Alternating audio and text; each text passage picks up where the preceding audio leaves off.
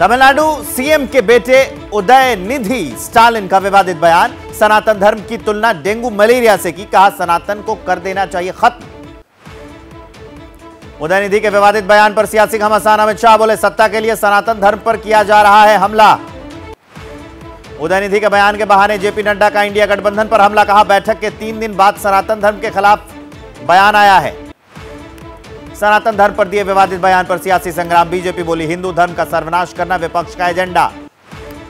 उदयनिधि के विवादित बयान पर बीजेपी का पलटवार, अमित मालवीय ने लिखा उदयनिधि भारत की 80% आबादी के नरसंहार का आह्वान कर रहे हैं। केंद्रीय मंत्री गिरिराज सिंह ने उदयनिधि के बयान को सनातन धर्म के खिलाफ साजिश बताया, कहा चुनौती स्वीकार करता हूं। दिल्ली पुलिस में सनातन धर्म को लेकर टिप्पणी पर उदयनिधि स्टालिन के खिलाफ शिकायत दर्ज, भड़काऊ बयान देने का आरोप है। कांग्रेस ने उदयनिधि के बयान से झाड़ लिया है अपना पल्ला। नाना पटोले बोले कांग्रेस सर्वधर्म समभाव की बात करती है और विश्वास रखती है। केंद्रीय मंत्री धर्मेंद्र प्रधान बोले सनातन शाश्वत है, राजनीतिक टिप्पणियों से कुछ नहीं होने वाला है। उदयनिधि के बयान पर भड़के साधु संत सत्येंद्र दास बोले सनातन धर्म से ही सारे धर्मों की उत्पत्ति हुई, कभी मिटाया नहीं जा सकता। आरजेडी ने उदयनिधि के बयान से बनाई दूरी, मृत्युंजय तिवारी बोले हमारी नजर में सनातन धर्म सर्वश्रेष्ठ है।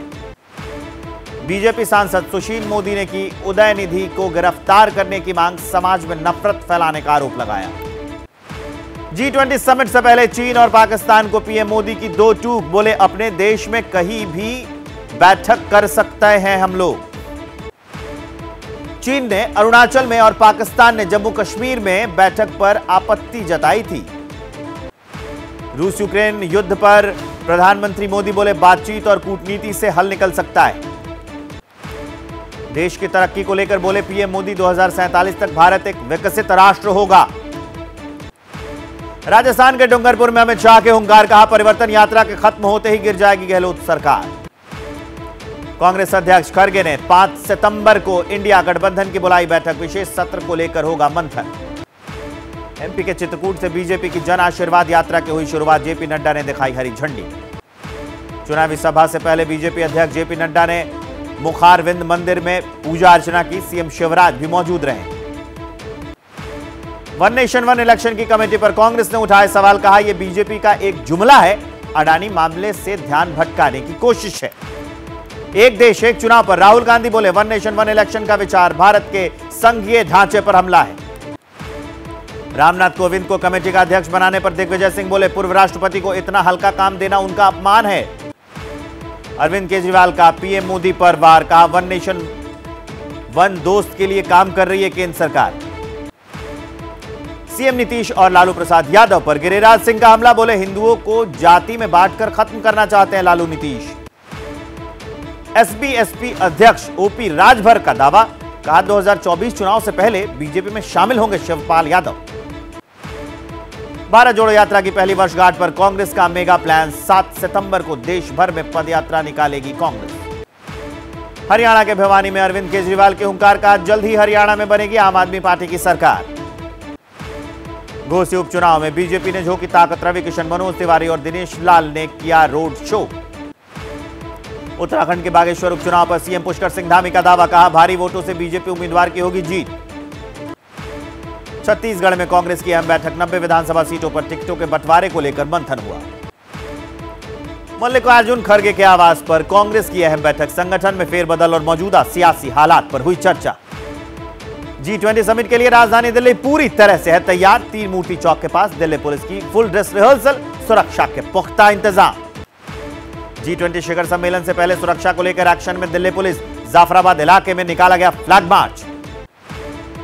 G20 समिट को लेकर दिल्ली में सुरक्षा के तगड़े इंतजाम, कई इलाकों में डॉग स्क्वाड और बम डिटेक्टर की टीम ने छानबीन की। मेहमानों के काफिले को लेकर सुरक्षा बल की ड्रेस रिहर्सल, हर काफिले में एम्बुलेंस समेत 15 से 20 गाड़ियां रही शामिल। G20 शिखर सम्मेलन को लेकर फाइनल मोड में सारी तैयारी, लेफ्ट हैंड ड्राइव गाड़ियों की भी रिहर्सल की गई। G20 से पहले दिल्ली के उपराज्यपाल विनय कुमार सक्सेना ने तैयारियों का जायजा लिया। G20 सम्मेलन में दिखेगी मेवाती संस्कृति की झलक, हरियाणा के मेवात में G20 की चौथी शेरपा मीटिंग के लिए खास तैयारी। गाजियाबाद में धारा 144 लागू। G20 सम्मेलन के मद्देनजर ड्रोन कैमरा उड़ाने और पैराग्लाइडिंग पर रोक लगाई गई। महाराष्ट्र के बीड में मराठा आरक्षण को लेकर शुरू हुआ जल समाधि आंदोलन। जालना हिंसा के विरोध में आज नासिक बंद, मराठा समाज से निकाली रैली। दिल्ली में प्रगति मैदान के पास लोकल ट्रेन पटरी से उतर गई। ट्रेन में बैठे लोग थे लेकिन कोई नुकसान नहीं हुआ। महाराष्ट्र के सोलापुर में जालना हिंसा के खिलाफ प्रदर्शन, आंदोलनकारियों पर कार्रवाई का विरोध। राजस्थान के बारा में बाबा बागेश्वर का अलग अंदाज दिखा। रोड शो के दौरान लोगों की भीड़ उमड़ी हुई दिखी। पंजाब के संगरूर में सीएम आवास पर शिक्षकों का बवाल। ज्वाइनिंग की मांग पर 8000 टीचर अड़े हैं। हैदराबाद एयरपोर्ट पर दुबई से आ रही फ्लाइट से सोना जब्त किया गया। 49 लाख से ज्यादा इसकी कीमत बताई जा रही है। पंजाब के फाजिलका में एक युवक की हत्या, भंडारे में हुआ था विवाद, 3 आरोपी गिरफ्तार। शिमला में लकड़ी के मकानों में आग भड़क गई, 10 से ज्यादा घर जलकर राख हो गए। चंडीगढ़ मनाली नेशनल हाईवे पर आग की लपटों में घिरे 3 ट्रक, फायर ब्रिगेड के लोगों ने आग पर काबू पाया।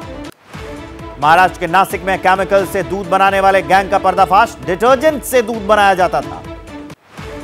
बिहार के बेतिया में जहरीली शराब पीने से 2 लोगों की संदिग्ध मौत, 3 लोग गिरफ्तार। यूपी के पीलीभीत में तेज रफ्तार कार पिकअप वैन से टकराई, 4 लोगों की मौत, 2 घायल। हरियाणा के नूह में पति और 3 बच्चों को जहर देकर फरार हुई महिला, परिवार के 4 लोगों की मौत हो गई। रुद्रप्रयाग में केदारनाथ मंदिर के पीछे सुमेरु पर्वत पर हुआ एवलांच, हादसे से दहशत में लोग हैं। हिमाचल के धर्मशाला में बारिश के बाद सड़कों पर तालाब जैसा मंजर, पानी में फंसी महिला को लोगों ने बचा लिया।